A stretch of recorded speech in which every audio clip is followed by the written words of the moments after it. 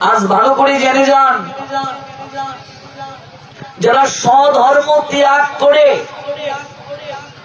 স্বধর্ম অর্থাৎ নিজের ধর্ম যে ত্যাগ করে, ধর্ম ত্যাগী নারী কিংবা পুরুষ উভয়েরই কোথাও কোনো ঠাঁই নেই। আচ্ছা ভাবুন তো, যে ধর্ম ত্যাগ করে সর্বপ্রথম সে কার সঙ্গে বিশ্বাসঘাতকতা করে, কার সঙ্গে বেঈমানি করে? ঈশ্বরের সঙ্গে বেঈমানি করে। ঈশ্বর তাকে যে ধর্মে প্রেরণ করেছেন তার বিধানকে সে লঙ্ঘন করার চেষ্টা করে। এটা হচ্ছে সর্বপ্রথম বিশ্বাসঘাতকতা। পরমেশ্বর ভগবান জানেন কাকে কোন জায়গায় কর্মানুযায়ী প্রেরণ করতে হবে। সবচেয়ে বড় কথা, শ্রীমদ্ ভগবত গীতায় পরমেশ্বর ভগবান বলছেন,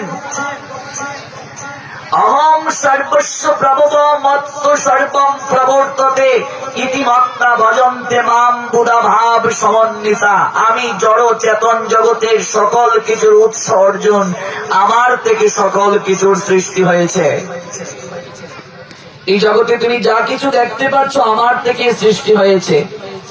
আমার থেকে জগতে বড় কেউ নাই। পৃথিবীতে যত মত, যত পথ, সকল কিছুই সনাতন থেকে সৃষ্টি হয়েছে। সনাতন ধর্মে নারীকে দেবীর মর্যাদা দেওয়া হয়েছে। আমরা সনাতনী, আমরা নারীকে দেবীর মর্যাদা দিয়েছি। দেবী রূপে আমরা পুজো করি নারীকে।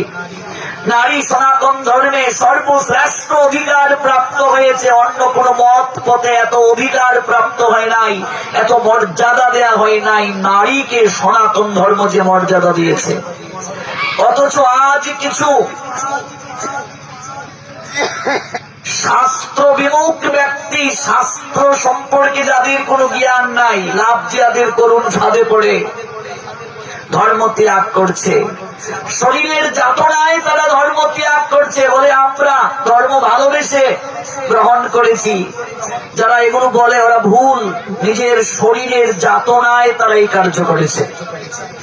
আর যারা ধর্ম ত্যাগ করবে তাদের জন্য আমাদের শ্রীমদ্ ভাগবতে স্পষ্টভাবে পঞ্চম স্কন্ধের 16 অধ্যায়ে উল্লেখ আছে, তাদেরকে অশীপত্রবন নামক নরকে গমন করতে হবে। কোন নরক?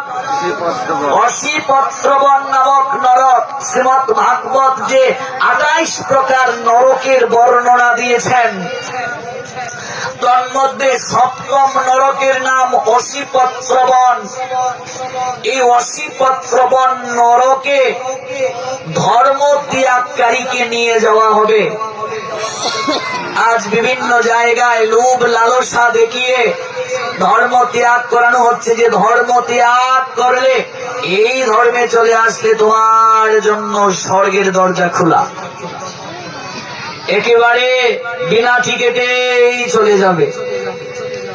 অথচ ওই সকল মূর্খরা যদি জানতো সনাতনী হিন্দুরা স্বর্গে যাওয়ার জন্য কর্ম করে না, স্বর্গে কেবল মাত্র বুকা ব্যক্তি, অল্প বুদ্ধি সম্পন্ন ব্যক্তিরাই যেতে চায়। শ্রীমদ্ ভগবত গীতায় উল্লেখ আছে, অল্প বুদ্ধি সম্পন্ন ব্যক্তিরাই সকাম কর্ম সম্পাদন করে স্বর্গের লোভে, পুণ্যের প্রভাবে স্বর্গে যায়। পুণ্য যখন শেষ হয়ে যায়, স্বর্গ থেকে আবার ফিরে আসতে হয়। ব্যাক্কেল যারা, তারা স্বর্গ কামনায় বিভিন্ন সকাম কর্ম করে। যতদিন পর্যন্ত পরমেশ্বর ভগবান গোবিন্দের চরণে আমাদের আশ্রয় না হবে, ততদিন যাবৎ আমাদের ধর্মশাস্ত্র বলছেন জন্ম মৃত্যুর চক্র বয়ে ঘুরতে হবে। স্বর্গ তো আমাদের বাড়ির নিকটে, স্বর্গে কে যেতে চায়? অথচ স্বর্গের লোভে আজ ধর্ম ত্যাগ করানো হচ্ছে। আমরা ধর্ম ত্যাগ করতে দেখছি কিছু কুলাঙ্গার ছেলে মেয়েদেরকে। তাদের জন্য ভাগবত জানিয়ে দিলেন তারা কোথায় যাবে। অশীপত্রবন নামক নরকে তারা যাবে। এই নরকটা কেমন? করাত দেখেছেন যেভাবে কাষ্ঠকে কর্তন করে নিচে একটা করাত রাখা হবে, তারপরে করাতের মাঝে শুইয়ে দেয়া হবে।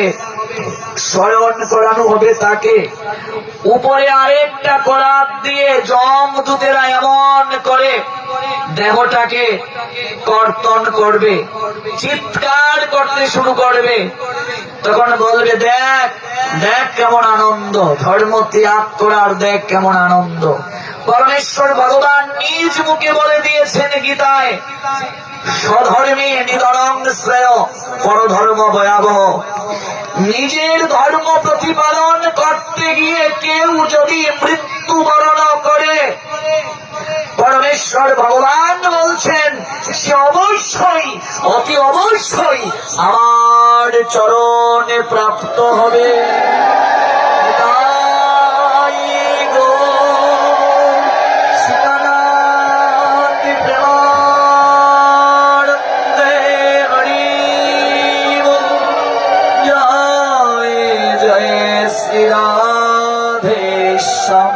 যারা ধর্ম ত্যাগ করেছে, কদিন পর পরই আমরা দেখতে পাই, নিউজে দেখায় ভিক্ষার থালা হাতে নিয়ে রাস্তায় ভিক্ষা মাগছে। কাজে ধর্ম ত্যাগকারীর একমাত্র ইহ জগতে হাতে ভিক্ষার থালা ঝুঁকে, আর পর জগতে অসিপত্রবন নামক নরক ঝুঁকে। তাই সচেতন হয়ে যাও, সনাতন ধর্মের হিন্দু সমাজের যুবক যুবতী কিশোর কিশোরীরা, নতুবা পালাইবার পথ নাই জমা চেপেছে। নিজের ধর্মে তুমি দেবী, কাজেই তুমি শস্য ক্ষেত্র হইও না, কারো তুমি ব্যবহারের টিস্যু হইও না, রুমাল হইও না। নিজের ধর্ম প্রতিপালন করে তুমি দেবী থাকো। এটি হলো শ্রীমদ্ ভাগবতের অভিমত।